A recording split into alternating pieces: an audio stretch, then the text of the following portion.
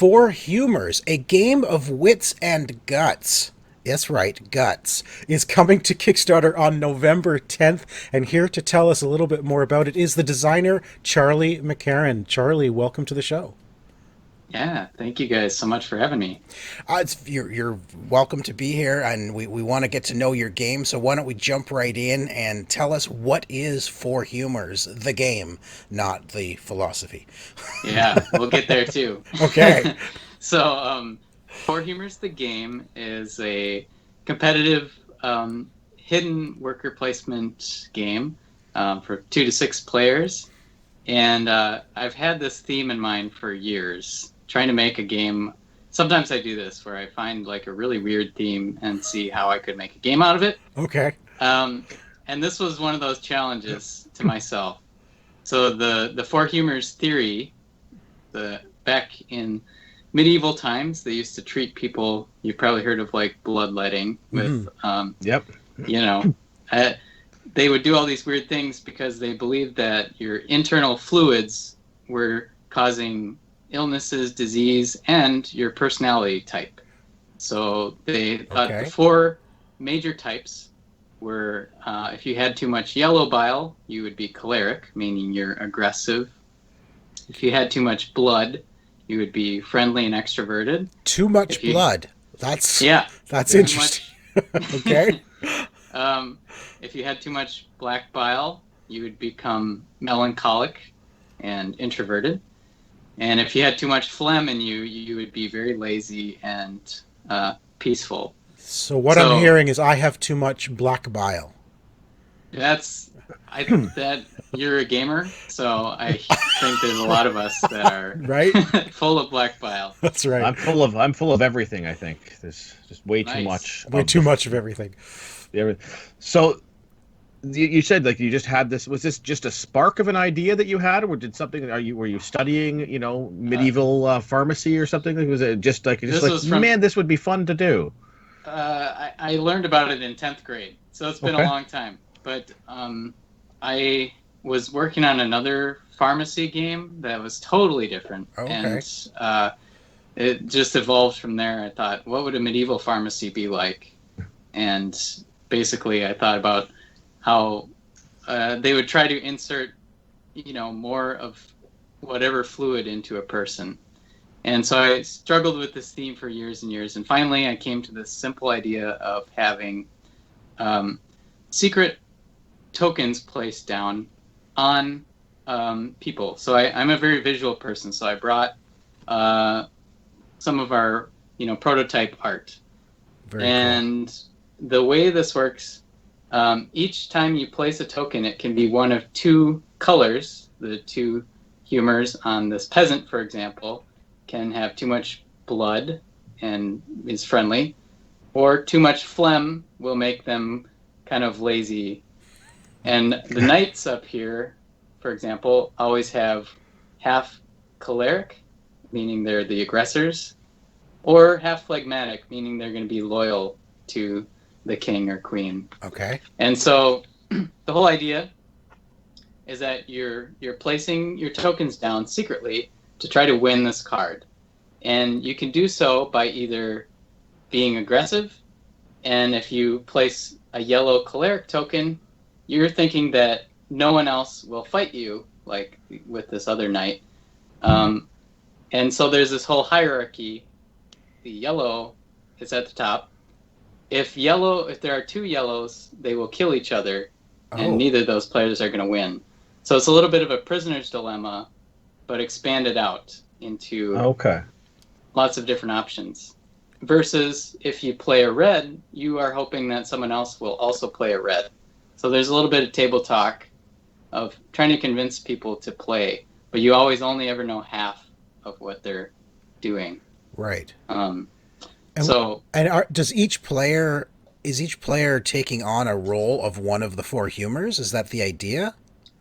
Nope. You are playing as the overall pharmacist going around the kingdom, changing the personalities of these characters. Okay. And so you have a hand of 4 tokens that you're drawing from your bag at all times. You'll have 4. And you're deciding which person to play on and which card to play on. So there's always 4 different cards. And that's really like the trick of how this game is fun. It's kind of hard to explain people why like this simple mechanic is fun, but once you start playing, the tension becomes, where do I want to invest my time? And it's the only time I've really seen a prisoner's dilemma scenario work out as well as it does. It just happens to be like very fun when you're actually, bluffing people out or trying to do some crazy strategy to win. So each player, if I'm understanding this, each player has a bag of tokens of a color. And so those, whatever, like say I have the red tokens. Yeah. All those tokens are mine. And how would I win that card? What would make me win that card that you just showed us? So this card in particular, if you can convince someone, maybe let's say you say, oh, I'm just playing white phlegmatic on this, and turns out you are the only yellow on the whole card, then you're going to win the card.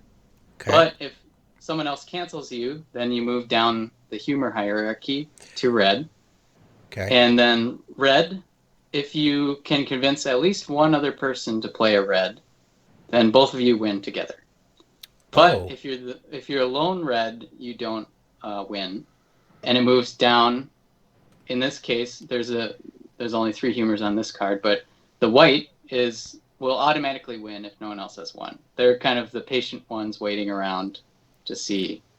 And then there's like on another card, for example. Can't hold these up. This one has a lot of melancholic characters. So the melancholic characters are a little trickier. They are they're the perfectionists, so they're trying to get either 2 or 1. And if they can get only 1, they have a special power that makes sense when you play the game, but yeah. And you're playing your tokens secretly, so you can bluff, and you can say, I'm going to play such and such a token, when maybe you're playing the opposite. Right. And because you're trying to really bluff your way into winning the card by getting your opponents to play what you want them to play, I guess. Yeah, you're trying to manipulate what they're going to put down on there by telling them what you've put down. Yes. Okay. And there's elements of deduction to it too, because you can, once you start playing, you'll know what are the possible options, and you try to read what the other person is doing, even if you know they're lying. Right. So, yeah, it's definitely social deduction and bluffing. I like that. Mm-hmm. Mm-hmm. That's cool. So with I read there was no victory points. So the winner is determined by what? What is the final winner of the game? How is that determined? Right. So that was one thing that took a while to develop how this is going to flow. It used to have victory points in that every location that you win has a corresponding location on a map. Okay. And so you get bonus points for, making connections on the map. And, but we realized we can do this a lot more easily if we make it about completing objectives, because that's always the fun part anyways. So you might try to get 4 connections on the map, or kind of area control in one region of the map. So the game is dynamic in that the game will end. It's kind of like Scythe, where when someone reaches a certain 2 goals, they'll win. Okay.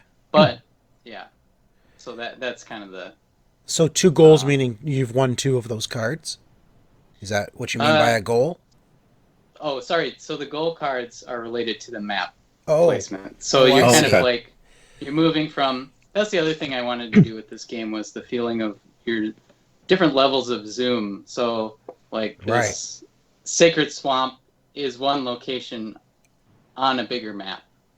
And as you play, you're playing through about 20 location cards. And you're trying to win that location if that's according to your objective. Yes. I gotcha. Okay, and then the goals are similar to like in a Ticket to Ride, where you have the path that you have to complete on the map. Okay. Yeah. Yep. Okay. That's starting to make sense. Yeah. It's all coming together now. It's coming together. It's one of those that when you see it all laid out on the table, Yeah. but Now, I also yeah. saw on your website, as you're explaining the game, that there's actual multiple game modes. The map flips over, and there's a different style map on the other side. How different is that second game mode? Does it play a lot differently, or is it just a different way of looking at it? Yeah, so that was one thing that sprung out of wanting to use every bit of uh, real estate we could, and we realized the maps could flip over and become your own personal board. So it's a modular map, anyways, Okay. and there's six pieces, and we realized, well, it's a six-player game, so everyone's going to take that kingdom mode map, and it becomes your own personal fiefdom on the other side. And the gameplay is essentially the same rules. You don't have to relearn anything new other than suddenly the character types matter. So in that mode, you're trying to win a certain number of nuns, for example, and knights and nobles. Okay. Yeah.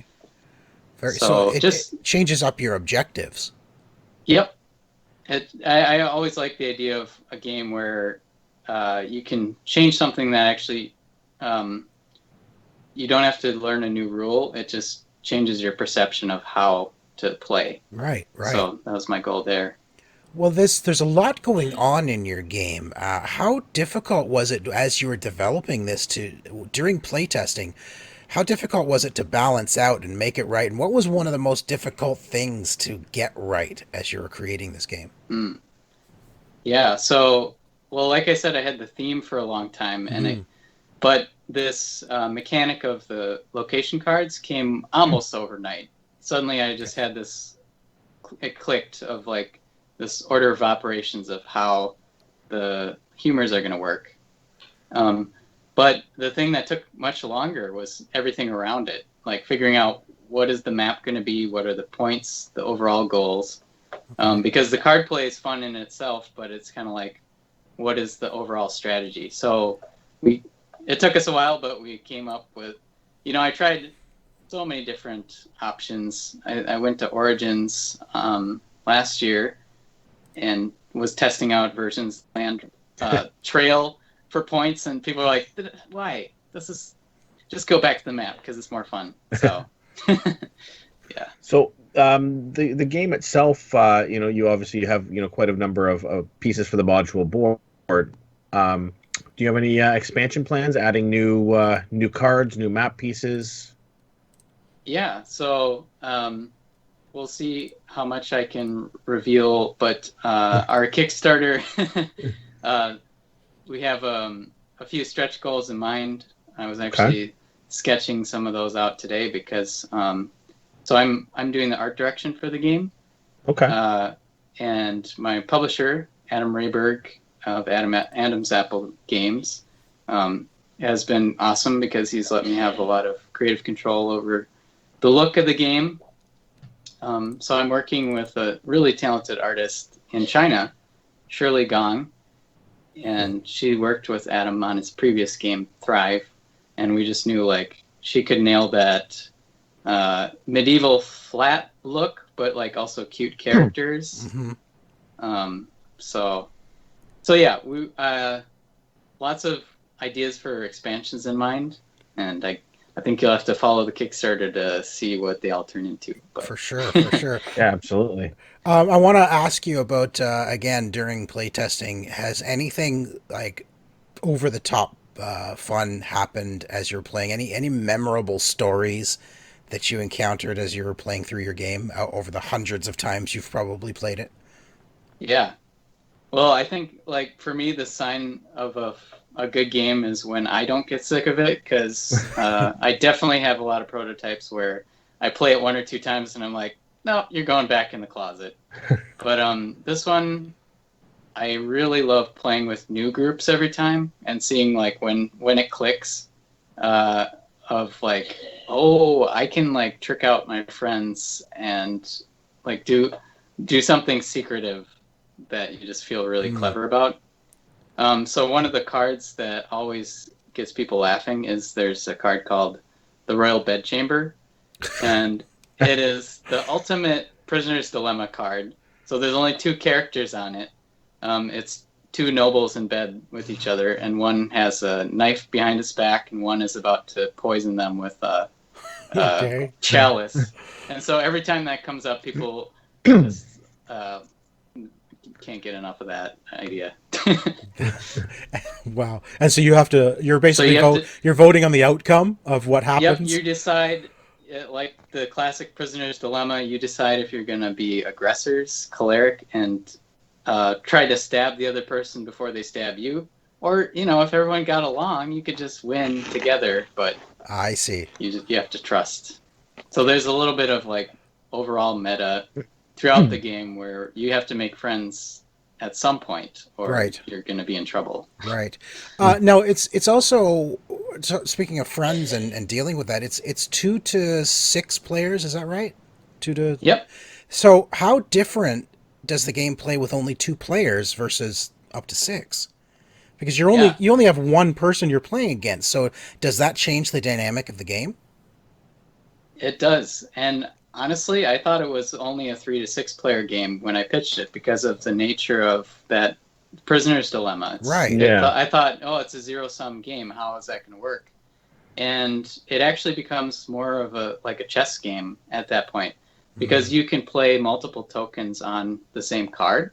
It actually becomes more of like a deciding where to use your resources. Okay. And yeah. Adam, the publisher, just said like, well, why don't we try it at 2 players and see if it works? And yeah, It worked. we lucked into that one. That's awesome. So after you hit Kickstarter, and of course you're going to get funded because it sounds amazing. But if someone comes across the game after the Kickstarter is all done, where will they be able to get the game?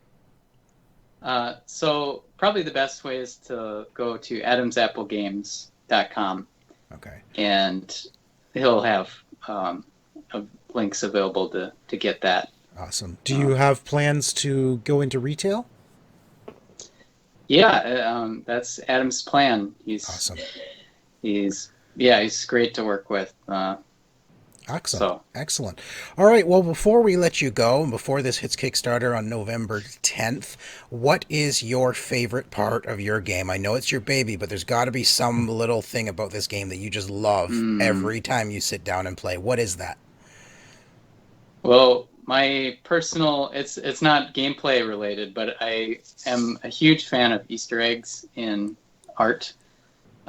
So part of my inspiration was like, Where's Waldo? And my thought was, Where's Waldo meets Monty Python. So I have all these little Easter eggs throughout, like here, this is the Quizzical Bridge card, and it's the classic Monty Python. What is your favorite color?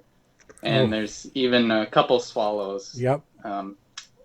Around, and also I'm a composer, so I was like, well, I can't just have random notes. I'm going to make actual compositions. Wow, nice. So there's little melodies. Every card touch. that has a bard on it has an actual song that you could play. That's awesome. That's great. That's a great little touch. Well, Charlie, your game comes to Kickstarter November 10th, and we hope it does really well. Good luck to you, and thank you so much for joining us today. Oh, thank you guys so much for having me.